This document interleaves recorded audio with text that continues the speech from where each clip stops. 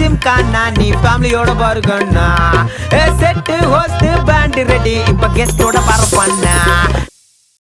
ஆனா சூழ்நிலை என்ன இந்த மாதிரி இங்க கொண்டு வந்து நிறுத்திருச்சு. எனக்கு என் பசங்க மட்டும் போதும்னு நினைச்சேன். ஆனா என் பசங்களுக்கு அப்பாங்கிற உறவு தேவைப்பட்டது. செல்வி, என் உணர்ச்சியை நான் சாவடிக்கலாம். ஆனா என் பசங்க உணர்வை நான் புரிஞ்சுக்கணும் தானே?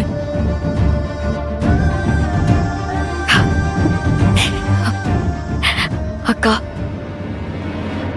நீங்க எந்த மாதிரி சூழ்நிலையில இருக்கீங்கன்னு எனக்கு புரிஞ்சுக்க முடியுது. உணர்வுகளை பலி கொடுக்கறத விட கொடுமையானது வேற எதுவுமே இல்லை. என்னால அவங்க உணர்வுகளை புரிஞ்சுக்க முடியுது. அதுக்கு கண்டிப்பா மதிப்பு கொடுப்பேன். அவங்க இப்ப இங்க வந்து நிக்க காரணமே என் மக திவ்யா எனக்கு கிடைக்கணுங்கிறதுக்காக தான். இது பாக்குறவங்க பார்வைக்கு சொல்லலாமா தெரியல. ஆனா நான் அதுக்காக மட்டும் அவங்களை ஏத்துக்கல. எனக்கு என் உலகத்தை திருப்பி கொடுத்த அவங்கள சந்தோஷமான உலகத்துக்கு கூட்டிட்டு போகணும். நாங்க 2 பேரும் சேர்ந்து வாழ போற இந்த வாழ்க்கை எங்க குழந்தைங்க சந்தோஷத்தை தாண்டி நாங்க எழுந்த சந்தோஷத்தையும் திருப்பி கொடுக்கணும்.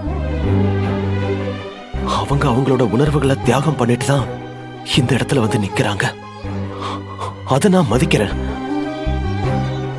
என்னோட அன்பு அவங்கள மாத்தோன்னு நம்புறேன். கண்டிப்பா அவங்க என்ன புரிஞ்சுப்பாங்க. புரிஞ்சுக்க யாருமே இல்ல. இன்னைக்கு கூட என்ன புரிஞ்சுக்க யாராவது இருப்பாங்களான்னு நினைச்சேன். கடவுள் உன்னை என் முன்னாடி கொண்டு வந்து நிறுத்தியிருக்காரு. எனக்கான விதியை நீ சரி பண்ண முடியலனாலும் என்னோட உணர்வை புரிஞ்சுக்கிட்டதே எனக்கு ரொம்ப சந்தோஷம் செல்வி. ஒரு பொண்ணோட உணர்வு புரிஞ்சு மதிப்பு கொடுக்கிற உங்களால தான் வினோதினிக்கு ஒரு நல்ல வாழ்க்கையை கொடுக்க முடியும். உங்களால அவங்க இழந்த சந்தோஷம் திரும்ப கிடைக்கும்.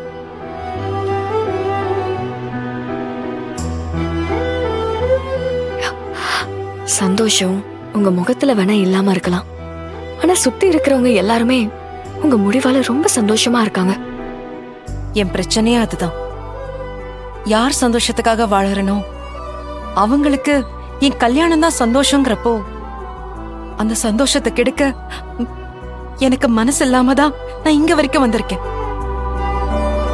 ஆனா ஒரு விஷயம் மட்டும் என் மனசை போட்டு அரிச்சுக்கிட்டே இருக்கு. அவங்க சந்தோஷமா இருக்க நான் எதையோ இழக்க போற மாதிரி ஒரு உணர்வு அடி மனசுல இருந்துகிட்டே இருக்கு. அது எனக்கு பயத்தை கொடுத்துக்கிட்டே தான் இருக்கு.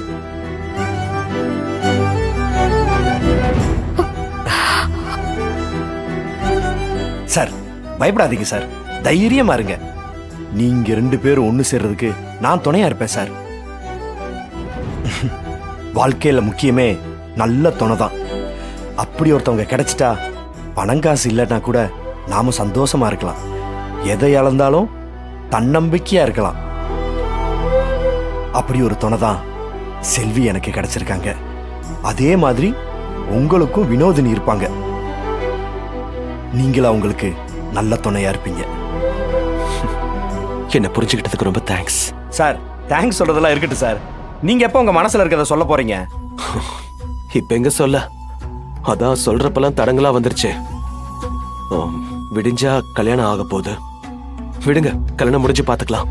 சார் சார், கல்யாணத்துக்கு முன்னாடி சொல்ற விருப்பத்துக்கும் கல்யாணத்துக்கு அப்புறமா சொல்ற விருப்பத்துக்கும் நிறைய வித்தியாசம் இருக்கு சார்.